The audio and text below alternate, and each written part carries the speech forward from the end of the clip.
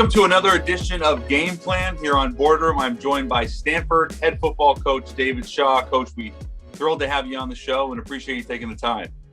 No problem. Good to talk to you. As your players are getting ready now for the draft, and we've had so many pro days, what's the most important thing they can do? What's their game plan to have success, even if it is under the duress that they're experiencing right now? There's a lot of anxiety, right? One pro day, no combine, no individual workouts. So what I like to tell them is the most important thing you've already done, right? All the NFL evaluation, it starts with the film, and then we go to workouts and we go to, all-star games and all those things, but then it comes all the way back to the game film. So just a reminder that, hey, you've put yourself on film. That's the best that you can do. Everything else is an accent. Your 40 time is an accent, your 3-cone time, bench press, your high jump, your vertical, all that stuff. Those are all accents. And then the team that wants you, they're the one that's going to get you. Could be the first round, could be the 7th round, could be a free agent, doesn't matter. The team that wants you is one that comes to get you, and that's when it starts. So when you get there, now you've got a chance to prove yourself. How you get there, who knows how you're going to get there, but once you get there, now it's about doing the best job you can and really fighting for that job, right? You're going to have a bunch of guys fighting for that job. And even after you get that job, trust me, there are 100 guys that are dying for you to screw it up so they can take that job. So just trust in yourself, believe in yourself, know that you've done the best that you can do up to this point. And when you get that opportunity, now make the best of it. Well, Coach, it's been an odd year. I love that you're in your own office. I can imagine that's refreshing. For you as a head coach in college football at the highest level, what's been the biggest challenge in terms of COVID and dealing with players, scheduling, workouts? There's so many factors. I'm just curious for you, what's been so hard? Well, you just mentioned a bunch of them, and you can throw in probably about 20 other issues.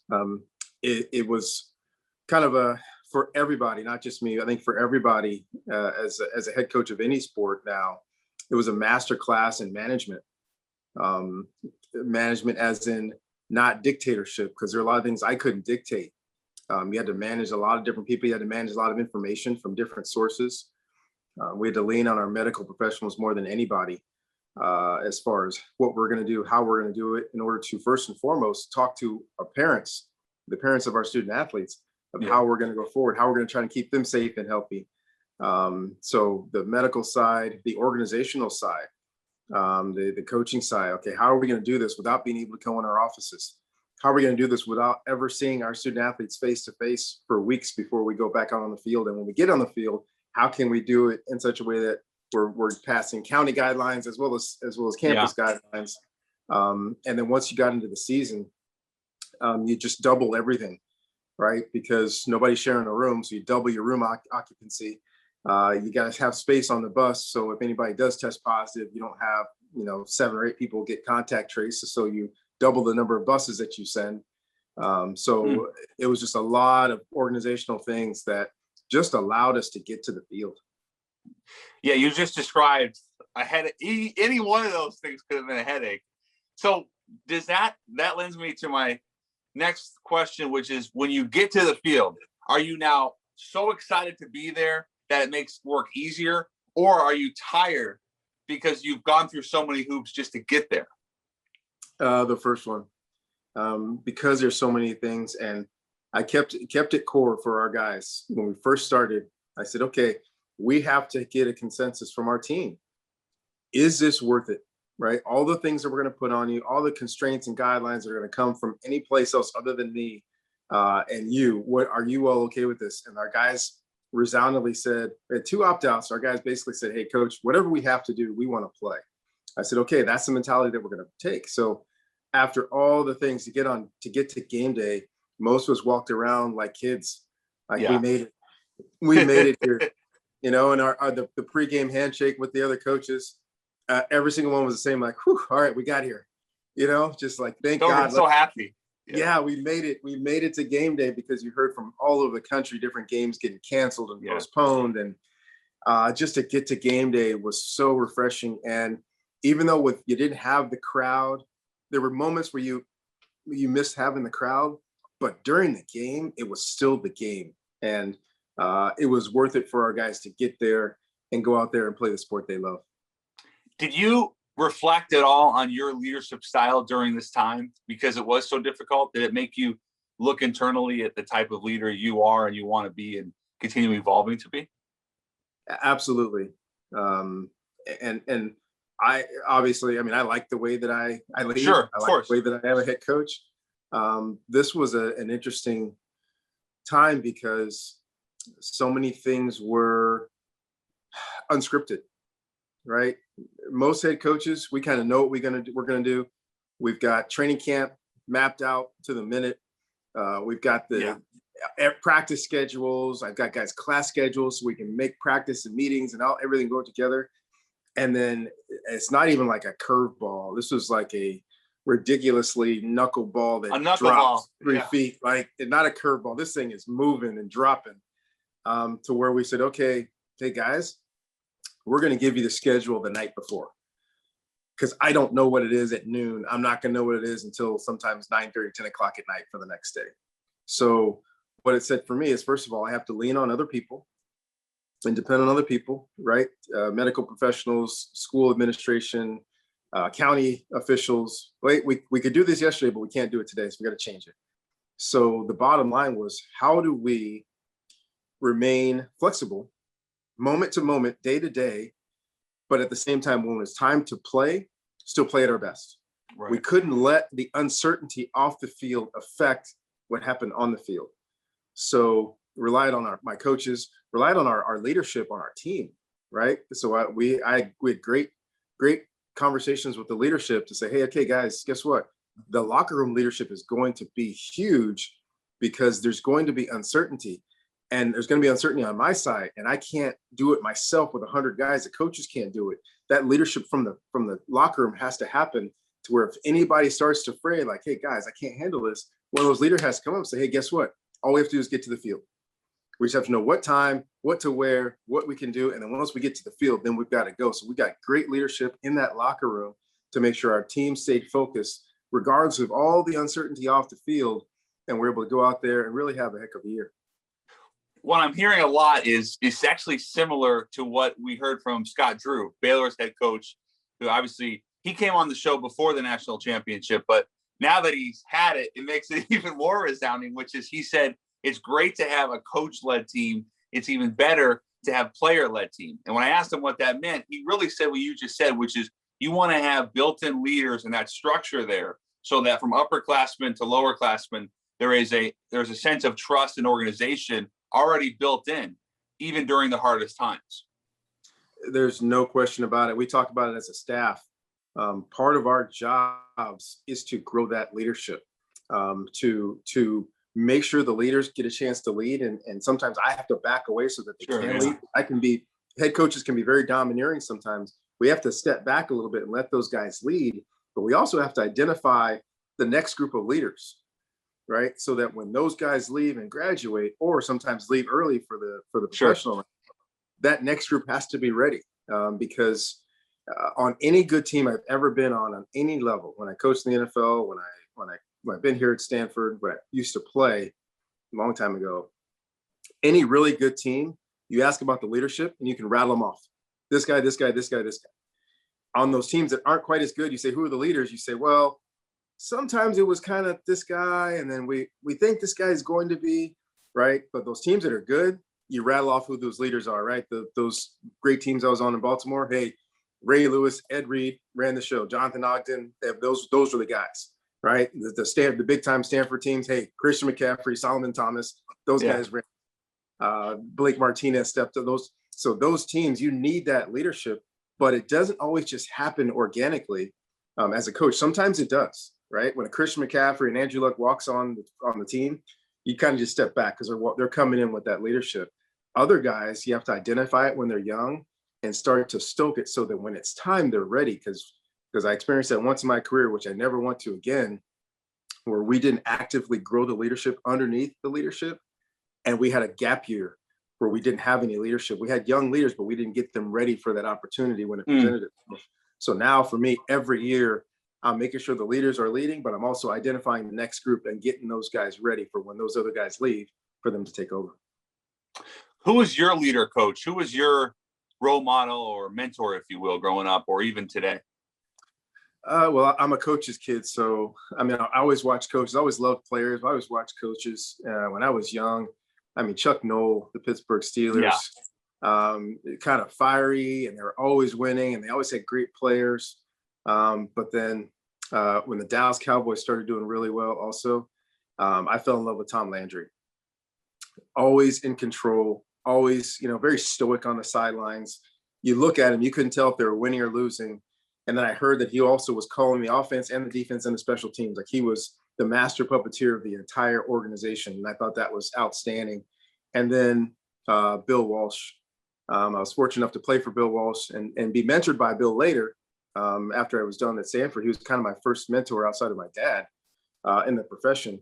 But I love the fact that Bill brought a new offense and was always attacking. And I love the intricacy of that offense. So that was kind of my I always watched these coaches and how not just how they won and the games that they won, but how they operated their teams.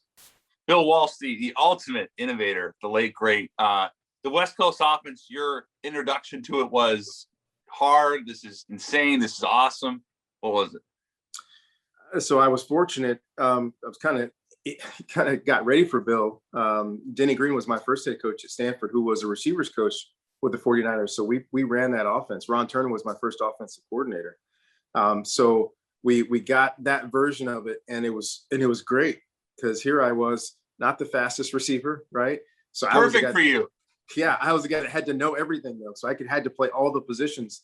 So once I got an idea of the formations and the motions and then the concepts, then if somebody got hurt, I could say, hey, I can go do that, right? So I can find a place to get in. So, and then when Bill came, then it was like it got turned up to 20. Right. And now we're changing things, but it was always very, very specific. And that's one thing that I loved about Bill Walsh. A lot of people don't know this. Bill liked to box and loved boxing. And that was kind of his mentality of playing offense, that West Coast offense. We're going to jab, jab, jab, jab. Then we're going to back up. They're going to jab, jab. And then right when you're not ready for it, here comes the knockout shot. And that year after year, when you watched him coach, when you even watched him at Stanford, that's how we played. It was 4-yard gain, 6-yard gain, 10-yard gain, 4-yard gain, 5-yard gain, 50. And so Bill will talk about that, saying, we're waiting for our opening. And here's our opening. When they played this coverage, now we're going to check to this play, but we're going to wait the entire game. They might only play it once or twice, but when they do it, we're going to get them. And that was like that boxing mentality of, we're not going to start the fight, throwing haymakers the whole time, because you leave yourself open. But we're going to play smart. We're going to play sound. We're going to keep advancing. But when they give us a shot for the haymaker, we're going to take it. That's awesome. I just fired up listening to that. Did you have a career inflection point where you thought maybe you don't want to coach, or what made you decide to coach, I should even say? Well, so what I described a little while ago about being that not the fastest receiver, but know the whole offense. When I was playing at Stanford, some of the younger receivers would start to call me Coach Shaw, and I would really get upset about it, right? Because I knew it. When you were still playing? Yeah, it was not a compliment. It was they were teasing me because I was the kind of the know-it-all, right? If a guy made a mistake and the coach didn't correct it, I would say, hey, that's 12 yards, not 14. Hey, cut your split down. You're too wide. So the younger guys are teasing me. And I would always say I was never going to coach, right? Moved around a bunch of times as a kid growing up. I came to Stanford not to be a football coach, right? I was going to go somewhere into the financial world.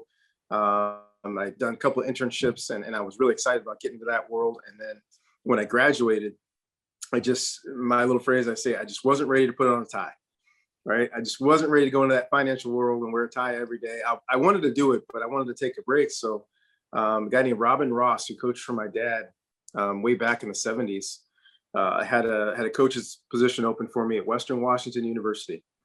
Bellingham. Up in Bellingham. Absolutely beautiful Bellingham, Washington, right on the coast, 20 minutes from Canada. Absolutely beautiful. And I said, let me try this for a year. Let me try this coaching thing for a year. I'm not going to stick with it, but I'm just going to have a little bit of fun.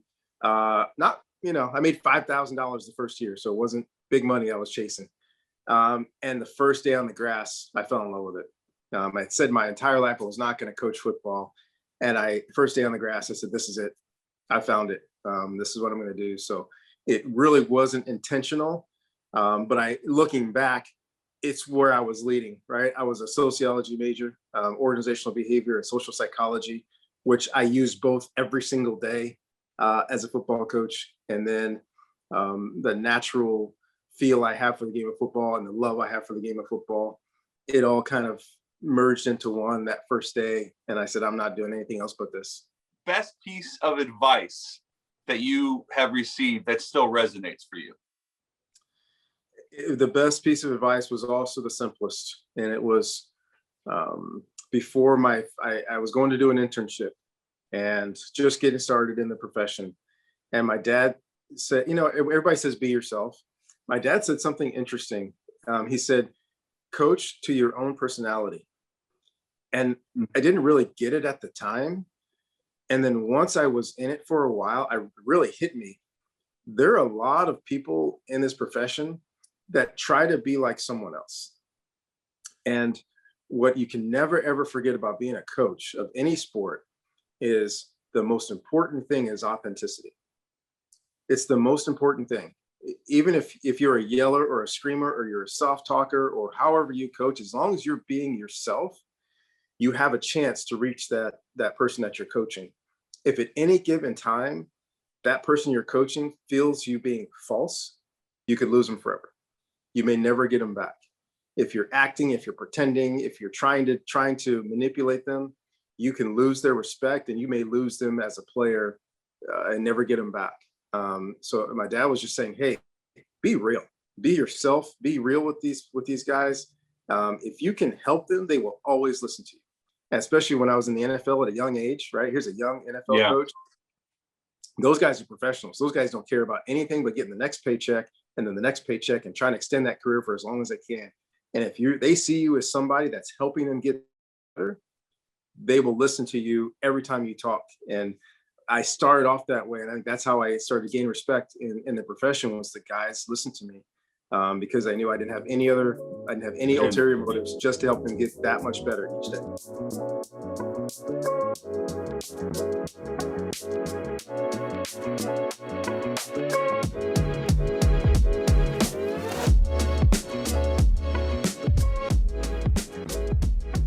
Yeah, players know better than anyone who's real and who's not.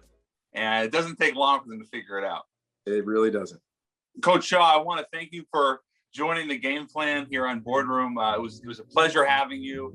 And I'm really excited to see what the Cardinal can do, hopefully under a normal season in 2021. Can't wait. Good to talk to you.